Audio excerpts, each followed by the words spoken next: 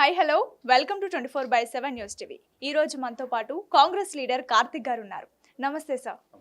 ఇప్పుడు చూసుకుంటే ఎన్నికల ముందు ఆశా వర్కర్లకు జీతం పెంచుతామని చెప్పిన కాంగ్రెస్ పార్టీ ఇప్పుడు వాళ్ళు ఆందోళన చేస్తుంటే అరెస్ట్ చేస్తున్నారు. అంటే ఇందిరమ్మ రాజ్యంలో మహిళలకు భద్రత లేదా అని బీఆర్ఎస్ అంటుంది. దీనికి మీరు ఏం సమాధానం చెప్తారు? ఇప్పుడు బీఆర్ఎస్ పార్టీ మహిళల గురించి మాట్లాడే నైతిక హక్కే లేదు. ఎందుకు అంటే గతంలో స్టూడెంట్స్ ఆత్మహత్యలు చేసుకొని చనిపోతుంటే అది ప్రేమ వ్యవహారాల్లో చనిపోయినారని, లేకపోతే నాకు ఇట్లా ముగ్గురు నలుగురు పిల్లలు ఉన్నారు, నేను ఎట్లా బ్రతకాల్చారని ఆమె ఆవేదనతోనే వస్తే ఎవరి కోసం కన్నావు, ఎందుకు కన్నావని అంత అవివేకంగా మాట్లాడినటువంటి బీఆర్ఎస్ పార్టీ ఈరోజు మహిళల గురించి మాట్లాడే నైతిక హక్కే లేదు. ఎస్, మేము ఇచ్చినటువంటి మాటకు మేము కట్టుబడి ఉన్నాం. మేము ఆశా వర్కర్లకు సంబంధించి వారికి జీతాలు పెంచుతామన్నాం, పెంచడానికి మేము సిద్ధంగా ఉన్నాం. కాకపోతే ఇక్కడ ఉన్నటువంటి కొంత ఆర్థిక ఇబ్బందుల నేపథ్యంలో కొంత లేట్ అయిన మాట కూడా వాస్తవమే.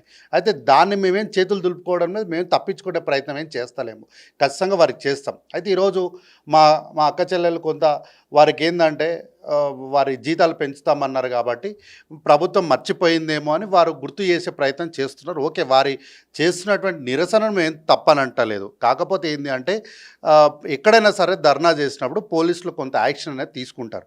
అరెస్ట్ చేసినంత మాత్రాన మాకు వారిపైన ప్రేమ లేదనో బాధ్యత లేదని బీఆర్ఎస్ పార్టీ అంటే ప్రతి చిన్న విషయంలో కూడా వారు రాజకీయంగా మీడియాలో బతకడానికి వాళ్ళు ప్రయత్నం చేస్తున్నారు. కాబట్టి ఇట్లాంటి చీప్ ట్రిక్స్ని బీఆర్ఎస్ పార్టీ మానేయాలి. ఎందుకంటే వారికి జీతాలు ఈరోజు పెంచడం లేట్ అవ్వడానికి 10 ఏళ్లుగా మీరు ఆర్థిక వ్యవస్థని అస్తవ్యస్తం చేసడమే కారణం. ఆ విషయాలను తప్పుదో పట్టించడానికి, లేదంటే మా సోదరిమణులు కొంత ధర్నా చేయగానే సంబంధం లేకుండా వీళ్ళు ఆ ధర్నాలో దూరి దాన్ని రాజకీయం చేసి ఆ ధర్నాన్ని డైల్యూట్ చేసి మొత్తం వాళ్ళ పార్టీని కొలైట్ చేసుకొని వాళ్ళ పార్టీ జెండాలు రెపరెపలు ఆడించుకోవడానికి, పొలిటికల్ మైలేజ్ పొందడానికి చేస్తున్నటువంటి ఈ నీచమైనటువంటి క్రీడను మా సోదరిమణులు కూడా గమనించాలి. మీరు ఇక్కడ కూడా ధర్నాలు చేయాల్సిన అవసరం లేదు. మీ అభ్యున్నతికి కాంగ్రెస్ పార్టీ కట్టుబడి ఉంది. అందుకోసమని ముఖ్యంగా మహిళలకు అభ్యున్నతి కట్టుబడిన కాంగ్రెస్ పార్టీ ఇందిరా మహిళా శక్తి ద్వారా ఇందిరా క్యాంటీన్లు ఇస్తున్నాం, ఇందిరా మహిళా శక్తి పథకం కింద పెట్రోల్ బంకులు ఇస్తున్నాం, బస్సులు ఇస్తున్నాము, మీకు రుణాలు ఇస్తున్నాము. కాబట్టి మీకు ఇచ్చినటువంటి మాటను నెరవేర్చడానికి మాకు సమయం ఇవ్వండి. మీరు చేస్తున్నటువంటి ధర్నాన్ని కాంగ్రెస్ పార్టీగా మేము స్వీకరిస్తాం. మీకు త్వరలో మంచి చేయడానికి మేము ఉన్నాం ఇక్కడ. ఓకే సార్, ఇప్పుడు గ్రూప్ 1 పేపర్ రివాల్యూషన్లో తప్పులు దొరలాయని అభ్యర్థులు పిటిషన్ వేశారు హైకోర్టులో. హైకోర్టు కూడా టీజీపీఎస్సీకి నోటీస్ ఇచ్చింది.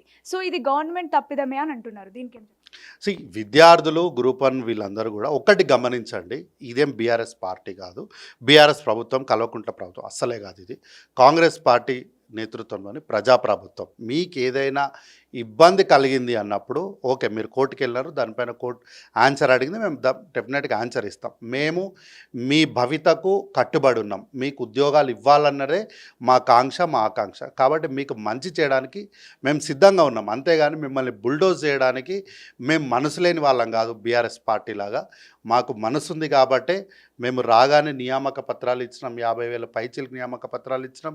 గ్రూప్ 1, గ్రూప్ 2, గ్రూప్ 3 ఎగ్జామ్స్ పెట్టినాం. పేపర్ ఎక్కడ కూడా లీక్ అవ్వకుండా చాలా సావధానంగా ప్రశాంతమైనటువంటి వాతావరణంలో మీ తోటి విద్యార్థులందరూ కూడా పరీక్షలు రాసిరు. 317కి జీవోకి సంబంధించినటువంటి ఉపాధ్యాయులకు ఉన్నటువంటి వివాదాలన్నిటిని కూడా పరిష్కరించి ఈరోజు వాళ్ళకు మంచి చేస్తున్నాం. స్పాస్ ట్రాన్స్ఫర్లు 10 ఏళ్లుగా పెండింగ్లో ఉంటే వాటిని మేము మంచి వాతావరణంలో వాటిని క్లియర్ చేసినాం. కాబట్టి మంచి చేయడానికి ప్రయత్నం చేస్తున్నాం. ఒకరోజు లేట్ అవుతుందేమో తప్ప మీకు ఖచ్చితంగా మంచి చేయడానికే మీరు నమ్మి, మీరు అండగా నిలబడి, మీరు ఎంచుకొని మీరు నిలబెట్టిన ప్రభుత్వం కాంగ్రెస్ పార్టీ ప్రభుత్వం. కాబట్టి మీకు ఎక్కడా కూడా ఇబ్బంది కలిగించే ప్రయత్నం కాంగ్రెస్ పార్టీగా మేము చెయ్యం. Okay sir, thank you so much.